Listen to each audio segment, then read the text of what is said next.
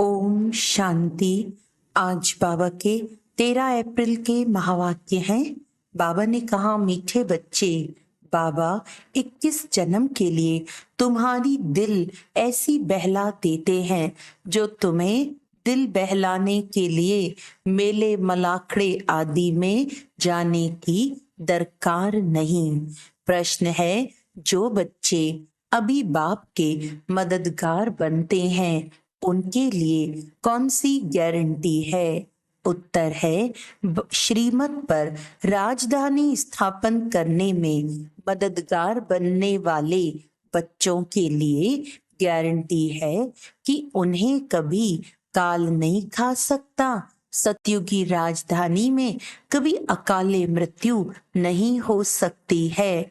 मददगार बच्चों को बाप द्वारा ऐसी प्राइज मिल जाती है जो 21 पीढ़ी तक अमर बन जाते हैं। ओम शांति। बने बनाए सृष्टि चक्र अनुसार कल्प पहले मुवाफिक शिव भगवानुवाच्य। अब अपना परिचय तो बच्चों को मिल गया, बाप का भी परिचय मिल गया। बेहद के बाप को तो जान लिया और बेहद के सृष्टि के आदि मध्य अंत को भी जान लिया। नंबरवार पुरुषार्थ अनुसार कोई अच्छी रीति जान जाते हैं जो फिर समझा भी सकते हैं, कोई अधूरा, कोई कम। जैसे लड़ाई में भी कोई कमांडर चीफ, कोई कैप्टन, कोई क्या बनते हैं। राजाई की माला में भी कोई साहूकार प्रजा, कोई गरीब प्रजा नंबरवार हैं। बच्चे जानते हैं बरोबर हम खुद श्रीमत पर सृष्टि पर श्रेष्ठ राजधानी स्थापन कर रहे हैं। जितनी जितनी जो मेहनत करते हैं उतनी उतनी बाप से प्राइज मिलती है। आजकल शांति के लिए राय देने वाले को भी प्राइज मिलती है, तुम बच्चों को भी प्राइज मिलती है। वे उनको नहीं मिल सकती, उनको हर चीज अल्पकाल के लिए मिलती है। तुम बाप की श्रीमत पर अपनी राजधानी स्थापन कर रहे हो, सो भी 21 जन्म 21 पीढ़ी के लिए गारंटी है। वहां बचपन वे जवानी में काल खाता नहीं, ये भी जानते हो। न मन न चित था, हम ऐसे स्थान पर आकर बैठे हैं जहां तुम्हारा यादगार भी खड़ा है, जहां 5000 वर्ष पहले भी सर्विस की थी। दिलवाड़ा मंदिर, अचल घर, गुरु शिखर है। सतगुरु भी ऊंचे ते ऊंच तुमको मिला है, जिसका यादगार बनाया हुआ है। अचल घर का भी राज तुम समझ गए हो, वह हुई घर की महिमा। तुम ऊंच ते ऊंच पद पाते हो अपने पुरुषार्थ से। यह है वंडरफुल तुम्हारा जड़ यादगार, वहां ही तुम चैतन्य में आकर बैठे हो। यह सब है रूहानी कारोबार जो कल्प पहले चली थी, उनका पूरा यादगार यहाँ है। नंबर 1 यादगार है। जैसे कोई बड़ा इम्तिहान पास करते हैं तो उनके अंदर खुशी रौनक आ जाती है। फर्नीचर पहरवाइश कितनी अच्छी रखते हैं। तुम तो विश्व के मालिक बनते हो, तुम्हारे से कोई भेंट कर नहीं सकता। यह भी स्कूल है, पढ़ाने वाले को भी तुम जान गए हो। भगवानुवाच्य भक्ति मार्ग में जिसको याद करते हो, पूजा करते हो, कुछ भी पता नहीं पड़ता, बाप ही सन्मुख आकर सब राज समझाते हैं। क्योंकि ये यादगार सब तुम्हारे पिछाड़ी की अवस्था के हैं, अभी रिजल्ट नहीं निकली है। जब तुम्हारी अवस्था संपूर्ण बन जाती है, उनका फिर भक्ति मार्ग में यादगार बनता है। जैसे रक्षाबंधन का यादगार होता है, जब पूरी पक्की राखी बांध हम अपना राज्य भाग्य ले लेते हैं, तब फिर यादगार नहीं मनाते हैं। इस समय तुमको सभी मंत्रों का अर्थ समझाया है। ओम का अर्थ समझाया है। ओम का अर्थ कोई लंबा नहीं है। ओम का अर्थ है अहम आत्मा, मम शरीर। अज्ञान काल में भी तुम देह अभिमान में रहते हो तो अपने को शरीर समझते हो। दिन प्रतिदिन भक्ति मार्ग नीचे गिरता जाता है, तमो प्रधान बनता जाता है। हर चीज पहले सतो प्रधान होती है। भक्ति भी पहले सतो प्रधान थी। जब एक सत शिव बाबा को याद करते थे भी बहुत थोड़े। दिन प्रतिदिन वृद्धि बहुत होनी है। विलायत में जास्ती बच्चे पैदा करते हैं तो उनको इनाम मिलता है। बाप कहते हैं काम महाशत्रु है। सृष्टि की बहुत वृद्धि हो चुकी है, अब पवित्र बनो। तुम बच्चे सृष्टि के आदि मध्य अंत को अब बाप द्वारा जान चुके हो। सतयुग में भक्ति का नाम निशान नहीं है। अभी तो कितनी धूमधाम है, मेले मलाखड़े बहुत लगते हैं। जो मनुष्य जाकर दिल को बहलाए, तुम्हारा दिल तो बाप आकर बहलाते हैं 21 जन्मों के लिए, जो तुम सदैव बहलते रहते हो। तुमको कभी मेले आदि में जाने का ख्याल भी नहीं आएगा। कहाँ भी मनुष्य जाते हैं सुख के लिए, तुमको कहाँ पहाड़ों पर जाने की दरकार नहीं। यहाँ देखो कैसे मनुष्य मरते हैं। मनुष्य तो सतयुग कलयुग स्वर्ग नरक को भी नहीं जानते। तुम बच्चों को तो पूरा ज्ञान मिला है। बाप नहीं कहते हैं कि मेरे साथ तुमको रहना है, तुमको घर बार भी संभालना है। बच्चे जुदा तब होते हैं जब कोई खिटखिट होती है, फिर भी तुम बाप के संग रह नहीं सकते हो। सब सतो प्रधान बन नहीं सकते। कोई सतो, कोई रजो, कोई तमो अवस्था में भी हैं। सब इकट्ठे रह नहीं सकेंगे। ये राजधानी बन रही है। जो जितना जितना बाप को याद करेंगे उस अनुसार राजधानी में पद पाएंगे। मुख्य बात है ही बाप को याद करने की।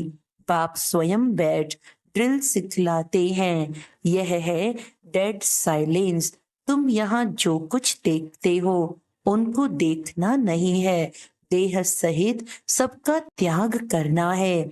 तुम क्या देखते हो? एक तो अपने घर को और पढ़ाई अनुसार जो पद पाते हो उस सतयुगी राजाई को भी तुम ही जानते हो। जब सतयुग है तो त्रेता नहीं, त्रेता है तो द्वापर नहीं, द्वापर है तो कलयुग नहीं। अब कलयुग भी है, संगम युग भी है। भल तुम बैठे पुरानी दुनिया में हो, परंतु बुद्धि से समझते हो हम संगम युगी हैं। संगम युग किसको कहा जाता है यह भी तुम जानते हो। पुरुषोत्तम वर्ष, पुरुषोत्तम मास, पुरुषोत्तम दिन भी इस पुरुषोत्तम संगम पर ही होता है। पुरुषोत्तम बनने की घड़ी भी इस पुरुषोत्तम युग में ही है। ये बहुत छोटा लीप युग है। तुम लोग बाजोली खेलते हो जिससे तुम स्वर्ग में जाते हो। बाबा ने देखा है कैसे साधु लोग अथवा कोई कोई बाजोली खेलते खेलते यात्रा पर जाते हैं, बड़ी कठिनाई उठाते हैं। अब इसमें कठिनाई की बात नहीं, यह है योग बल की बातें। क्या याद की यात्रा तुम बच्चों को कठिन लगती है? नाम तो बहुत सहज रखा है, कहाँ सुनकर डर ना जाएं। कहते हैं बाबा हम योग में रह नहीं सकते, बाबा फिर हल्का कर देते हैं। यह है बाप की याद। याद तो सब चीजों को किया जाता है। बाप कहते हैं अपने को आत्मा समझो। तुम बच्चे हो ना, ये तुम्हारा बाप भी है, माशूक भी है। सब आशिक उनको याद करते हैं। एक बाप अक्षर भी काफी है। भक्ति मार्ग में तुम मित्र संबंधियों को याद करते फिर भी हे प्रभु, हे ईश्वर जरूर कहते हो। सिर्फ पता नहीं कि वे क्या चीज है। आत्माओं का बाप तो परमात्मा है, इस शरीर का बाप तो देहधारी है। आत्माओं का बाप अशरीरी है, वे कभी पुनर्जन्म में नहीं आते और सभी पुनर्जन्म में आते हैं, इसीलिए बाप को ही याद करते हैं। जरूर कभी सुख दिया है, उनको कहा जाता है दुख हरता सुख करता, परंतु उनके नाम रूप देश काल को नहीं जानते हैं। जितने मनुष्य उतनी बातें, अनेक मत हो गई है। बाप कितना प्रेम से पढ़ाते हैं, वह है ईश्वर शांति देने वाला। कितना उनसे सुख मिलता है। एक ही गीता सुनाकर पतितों को पावन बना देते हैं। प्रवृत्ति मार्ग भी चाहिए ना। मनुष्यों ने कल्प की आयु लाखों वर्ष कह दी है, फिर तो अनगिनत मनुष्य हो जाते। कितनी भूल की है, ये नॉलेज तुमको अभी मिलती है, फिर प्रायलोप हो जाती है। चित्र तो हैं जिनकी पूजा होती है, परंतु अपने को देवता धर्म का समझते नहीं है। जो जिनकी पूजा करते हैं वे उस धर्म के हैं ना। यह समझ नहीं सकते कि हम आदि सनातन देवी देवता धर्म के हैं, उनकी ही वंशावली है। ये बाप ही समझाते हैं। बाप कहते हैं तुम पावन थे, फिर तमो प्रधान बन पड़े हो, अब पावन सतो प्रधान बनना है। क्या गंगा स्नान से बनेंगे? पतित पावन तो बाप है, वे जब आकर रास्ता बताए तब तो पावन बने। पुकारते रहते हैं परंतु जानते कुछ भी नहीं। आत्मा पुकारती है ऑर्गन्स द्वारा कि हे पतित पावन बाबा, हमको आकर पावन बनाओ। सब पतित हैं, कामचिता पर जलते रहते हैं। ये खेल ही ऐसा बना हुआ है। फिर बाप आकर सबको पावन बना देते हैं। ये बाप संगम पर ही समझाते हैं। सतयुग में होता है एक धर्म, बाकी सब वापस चले जाते हैं। तुम ड्रामा को समझ गए हो जो और कोई नहीं जानते हैं। इस रचना का आदि मध्य अंत क्या है, ड्यूरेशन कितना है, ये तुम ही जानते हो। वह सब है शूद्र, तुम हो ब्राह्मण, तुम भी जानते हो नंबरवार पुरुषार्थ अनुसार। कोई गफलत करते हैं तो उनके रजिस्टर से दिखाई पड़ता है कि पढ़ाई कम की है।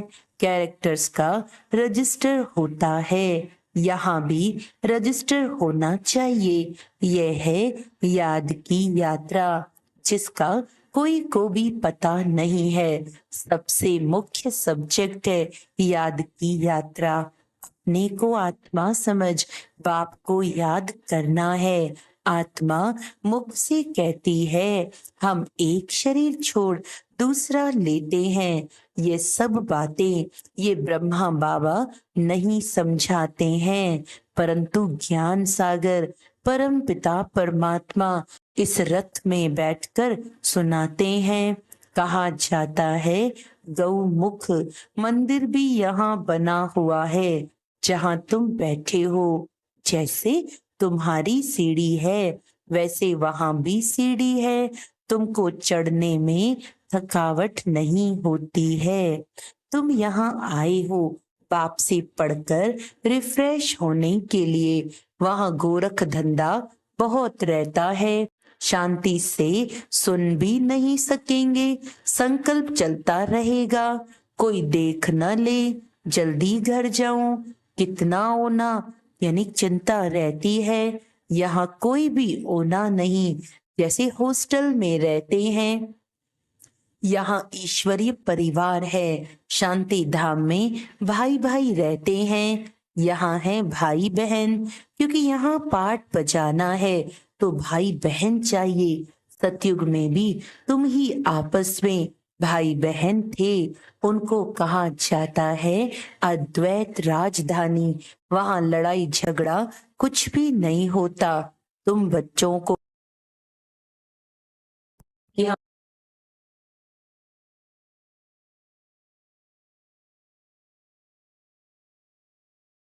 ने बताया है।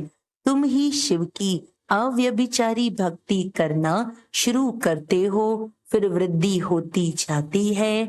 वह है सब भक्ति। ज्ञान तो एक ही होता है। तुम जानते हो हमको शिव बाबा पढ़ाते हैं। ये ब्रह्मा तो कुछ भी नहीं जानते थे। जो ग्रेट ग्रेट ग्रैंडफादर था वह इस समय ये बने हैं, फिर मालिक बनते हैं। तत्वत्वम एक तो मालिक नहीं बनेंगे ना।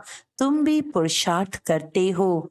यह है बेहद का स्कूल। इन इसकी ब्रांचेस ढेर होंगी। गली गली घर घर में हो जाएंगी। कहते हैं हमने अपने घर में चित्र रखे हैं। मित्र संबंधी आदि आते हैं तो उनको समझाते हैं। जो इस झाड़ के पत्ते होंगे वे आ जाएंगे। उन्हों के कल्याण के लिए तुम करते हो। चित्रों पर समझाना सहज होगा। शास्त्र तो ढेर पढ़े हैं, अब सब भूलने हैं। बाप है पढ़ाने वाला, वही सच्चा ज्ञान सुनाते हैं। अच्छा, मीठे मीठे सिकिलदे बच्चों प्रति माता पिता बाप दादा का याद प्यार और गुड मॉर्निंग। रूहानी बाप की रूहानी बच्चों को नमस्ते। हम रूहानी बच्चों की रूहानी बाप दादा को याद प्यार गुड मॉर्निंग। नमस्ते नमस्ते नमस्ते जी। धारणा के लिए मुख्य सार है डेड साइलेंस की ड्रिल करने के लिए। यहाँ जो कुछ इन आंखों से दिखाई देता है उसे नहीं देखना है।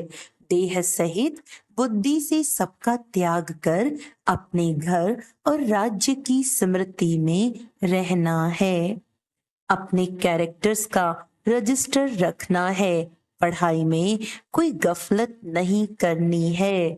इस पुरुषोत्तम संगम युग पर पुरुषोत्तम बनना और बनाना है। वरदान है सदा सर्व प्राप्तियों से भरपूर रहने वाले हर्षित मुख हर्षित चित्त भव। जब भी कोई देवी या देवता की मूर्ति बनाते हैं तो उसमें चेहरा सदा हर्षित दिखाते हैं।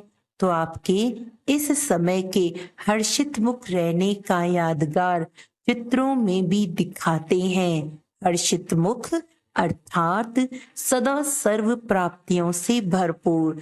जो भरपूर होता है वही हर्षित रह सकता है।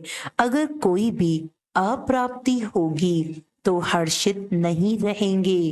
कोई कितना भी हर्षित रहने की कोशिश करे, बाहर से हंसेंगे लेकिन दिल से नहीं। आप तो दिल से मुस्कुराते हो क्योंकि सर्व प्राप्तियों से भरपूर हर्षित चित्त हैं। स्लोगन है पास विद ऑनर बनना है तो हर खजाने का जमा खाता भरपूर हो। अच्छा, आज का अव्यक्त इशारा है जितना आपस में संस्कारों को समानता में लाएंगे उतना ही समीप आएंगे। जैसे साकार रूप के संस्कार उपराम और साक्षी दृष्टा के रहे, यही साकार के संपूर्ण स्थिति के श्रेष्ठ लक्षण थे। इन संस्कारों में समानता लानी है। इससे ही सर्व के दिलों पर विजयी होंगे और जो संगम पर सर्व के दिलों पर विजयी बनता है वही भविष्य में विश्व महाराजन बनता है। अच्छा, ओम शांति।